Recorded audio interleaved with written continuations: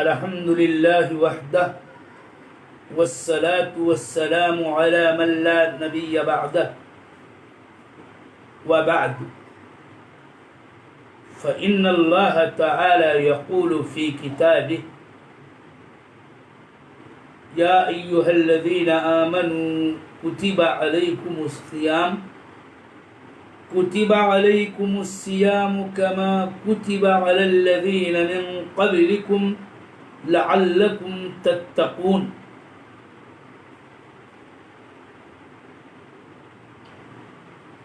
میرے دینی بھائیوں، اور اس درس کو سن کر فائدہ اٹھانے والوں، آج کی نشست میں میں روزے کی جو غایات ہیں، حکم ہیں اور دیگر فوائد وابستہ ہیں، ان میں سے بعض کا سرسری تذکرہ کرنا چاہتا ہوں۔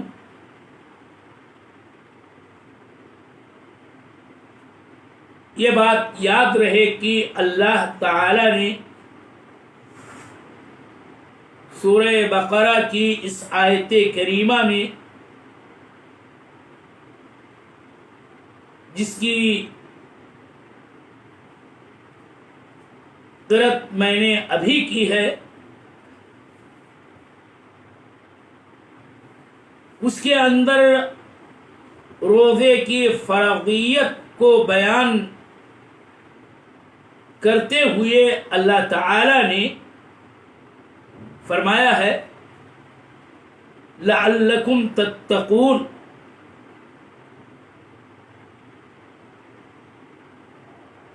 تاکہ تم متقی بنو، تاکہ تم بچو، تاکہ تم تقوی شعار بن جاؤ، پرہیزگار ہو جاؤ۔ اس آیت کریمہ کے اس حصے سے صوم کی، روزہ رکھنے کی غرض و غایت معلوم ہوتی ہے کہ اللہ تعالی نے مومنوں پر روزہ فرض کیا ہے۔ اس کی غایت، اس کا حقیقی مقصد یہ ہے تاکہ اہل ایمان کے اندر تقوی پیدا ہو، اور حقیقت یہ ہے کہ لعلکم تتقون میں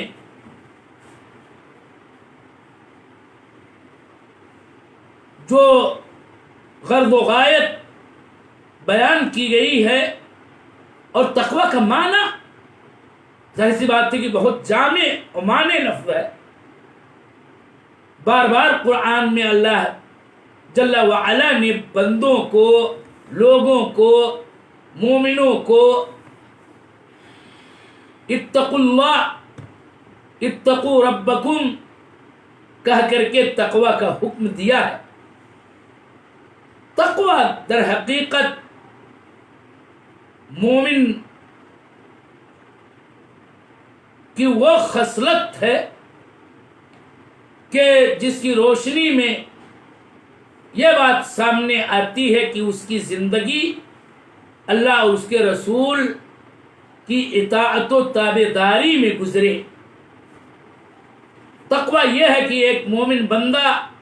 اللہ تعالی کے اوامر کی بجا آوری اور ساتھ ہی ساتھ اس کے نواہی سے اجتناب کرتا ہوا گزارے۔ تقوی یہ بھی ہے کہ اس کا ہر قول و فعل، ظاہری باطنی، شریعت کے دائرے میں ہو، کوئی بھی قدم اٹھاتے ہوئے کسی بھی حرکت و سکون کے وقت اس کو یہ دھیان رہے کہ آیا میرا یہ قدم، میری یہ حرکت، میری یہ مشغولیت آیا شریعت کے دائرے میں ہے یا نہیں ہے، اللہ تعالیٰ کی اطاعت کے دائرے میں یہ میرا قول و عمل آتا ہے یا نہیں، اللہ کے رسول صلی اللہ علیہ وسلم کی سنت کے مطابق ہے یہ میرا عمل یا نہیں، اسوہ رسول اور ہدی پیغمبر کے دائرے میں آتا ہے کہ نہیں۔ اگر اس نوعیت کی بچاؤ والی زندگی، پھونک پھونک کے قدم رکھنے والی زندگی ایک بندہ مومن کو ہو تو یہ کہا جائے گا کہ وہ تقوی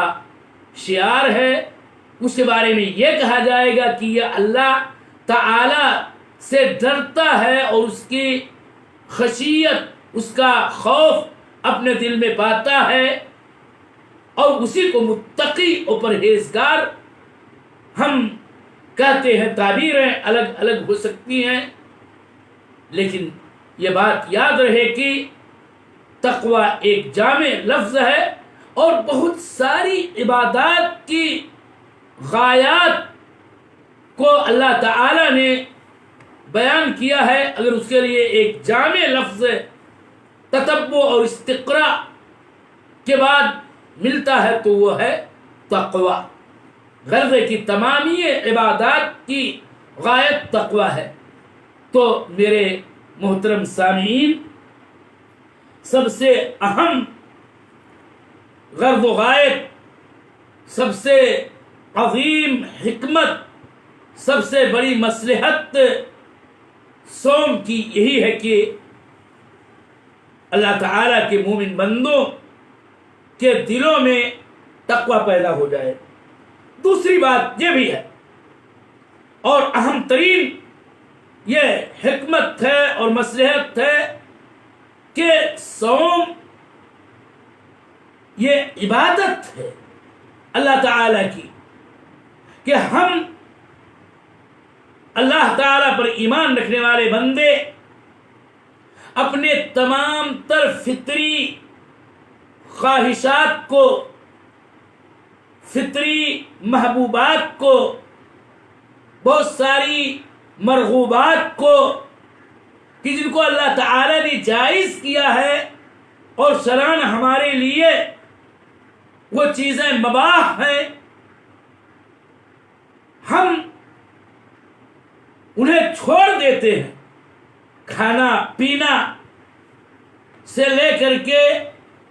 تمام محبوبات کا، مرغوبات کا صوم کے وقت میں فجر صادق سے لے کے غروب شمس تک ترک کیے رہتے ہیں، اور دیگر خواہشات ان کی تکمیل سے باز رہتے ہیں، کنارہ کش رہتے ہیں، تمام تر ہوائے نفس سے رک جاتے ہیں جن کی شریعت نے اجازت بھی دی ہوتی ہے۔ یہی تو اللہ تعالی کی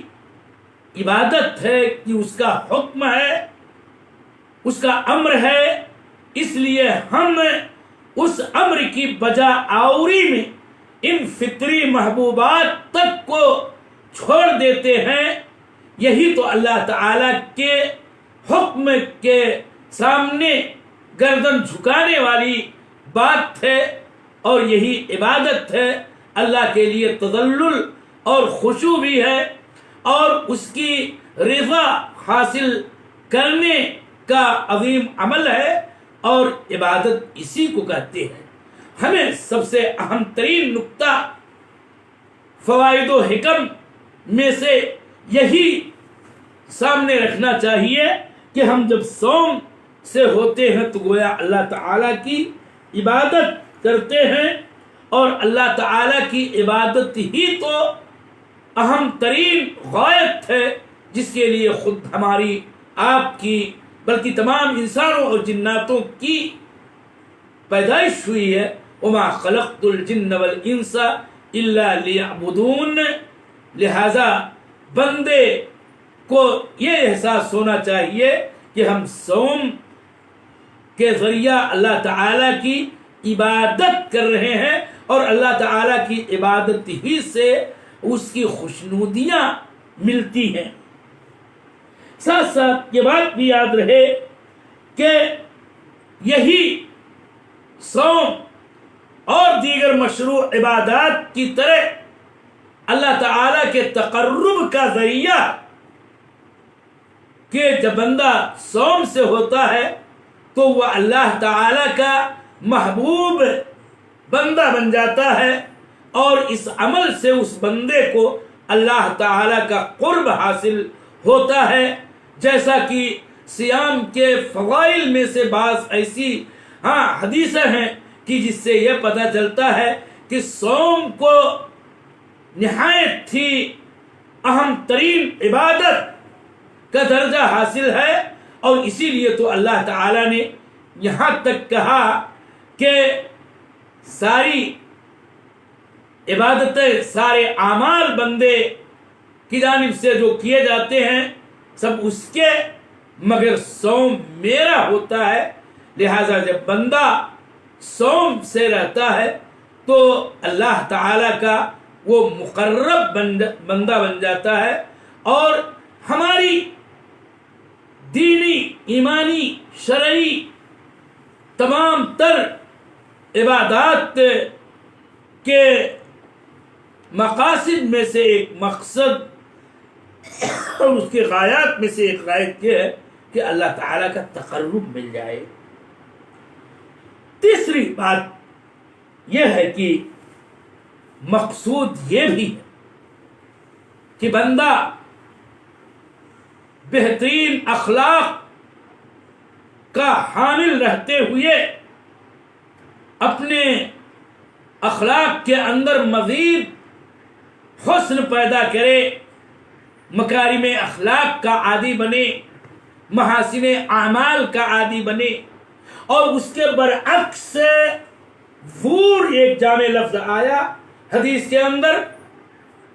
کہ زور یعنی باطل قول، باطل عمل، کہ اس زور کے اندر ساری برائیاں سمٹ کے آ جاتی ہیں. زبان کی ساری آفتیں، غیبت، چغلی اور اس طرح اور دیگر جو مہلکات ہیں زبان کے، اس میں بھی شامل ہو جاتے ہیں. تو روزے کا مقصد یہ ہے کہ انسان مکارم اخلاق اور محاسن اعمال کی پابندی کرتے ہوئے زور قول و عمل سے اجتناب کرے. اسی لیے تو حدیث کے اندر آیا کہ من لم یدع قول الزور والعمل به فليس لله حاجة في ان يضع طعامه وشرابه. کہ جو انسان صوم رکھتے ہوئے زور قول و عمل نہ چھوڑے تو اللہ تعالیٰ کو کوئی حاجت نہیں کہ وہ خامخواہ کے لیے وہ اپنا کھانا اور پانی ترک کر دے. اس حدیث نبوی سے یہ بات واضح طور پر جھلکتی ہے کہ صوم کی حکمتوں میں سے ایک عظیم حکمت اور اس کے فوائد میں سے ایک بڑا فائدہ یہ ہے کہ بندہ ہر طرح کی برائیوں سے، ہر طرح کی قولی اور عملی خراب باتوں سے، خراب کام سے، خراب اخلاق سے وہ اجتناب کرے اور پرہیز کرے اور ایک ایسا صالح بندہ بن جائے کہ جس کے تمام تر اعمال اور اقوال درست ہوتے ہیں اور شریعت کے دائرے میں ہوتے ہیں اور مومنانہ جو خصائل ہیں ان کا وہ نمائندہ بن جاتا ہے۔ ایک اور بھی چیز یہ ہے کہ صوم ایک ایسی عبادت ہے جس کو اللہ تعالیٰ نے ہم پر فرض کیا رمضان المبارک کا صوم، کہ تاکہ ہم اللہ تعالیٰ کی نعمتوں کی قدر جانیں۔ اگر ہمیں دنیا کی جو پونجی ہے، کھانے پینے کی چیزیں ہیں، معیشت کے جو سامان ہیں، آسائش و آرام کے جو سامان ہیں میسر ہیں، اس کے باوجود ہم مرضی مولا پانے کے لیے، خوشنودی رب حاصل کرنے کے لیے اسی کے حکم سے ایک مقررہ وقت میں ان تمام آسائشوں کو چھوڑ دیتے ہیں، کھانے پینے کی چیزوں کو ترک کیے رہتے ہیں، تو وہاں پر ایک احساس ہوتا ہے اور ہونا چاہیے کہ ایسے بندے جنہیں اس طرح کی معاشی خوشحالیاں نہیں میسر ہیں، اس کا احساس ہو کہ آخر ان کے اوپر کیا بیتتی اور کیا گزرتی ہوگی، اور ساتھ ہی ساتھ جو نعمت ملی ہے اس کی قدر اور قیمت کو پہچانتے ہوئے رب جل وعلا کی شکر گزاری کا جذبہ پیدا ہونا چاہیے۔ تو صوم کے غایات اور اس کے مصالح اور اس کے حکم میں سے ایک حکمت یہ بھی ہے تاکہ اللہ تعالیٰ کی دی ہوئی نعمتوں کی قدر کا صحیح طور پر اعتراف بھی ہو، اور پھر اس اعتراف کے نتیجے میں اللہ تعالیٰ کی شکر گزاری ہو۔ بہت سارے ایسے لوگ ہیں کہ جو مساکین اور فقراء کے زمرے میں آتے ہیں۔ نعمت قدر یہ بھی ہے کہ روزے رکھتے ہوئے ایک احساس جاگنا چاہیے کہ ان مساکین اور ان فقراء کو اس مال و دولت میں سے جو ہمیں میسر ہے اس میں سے کچھ ان کو بھی عطا کیا جائے، اور اسی لیے ایک صائم کو چاہیے کہ اس کے اندر جود ہو، اس کے اندر سخاوت ہو، اس کے اندر عطا ہو، اس کے اندر صدقات و خیرات کا جذبہ پیدا ہو، اور یوں مساکین اور فقراء اور دیگر تمام محتاجوں کا خیال اور دھیان رکھتے ہوئے انہیں اپنے جود و سخا سے نوازے، کہ صدقہ ایسے اعمال میں سے ہے کہ جو رب کے غضب کو مٹاتا ہے، بجھاتا ہے، اور اللہ تعالیٰ کی خوشنودی کا موجب بنتا ہے۔ اور یوں بھی اس طرح کے صدقات سے، چاہے وہ صدقات فریضہ ہوں یا صدقات نافلہ ہوں، اس سے مال و دولت کے اندر کمی بھی نہیں آتی ہے۔ اس لیے صوم کی حالت میں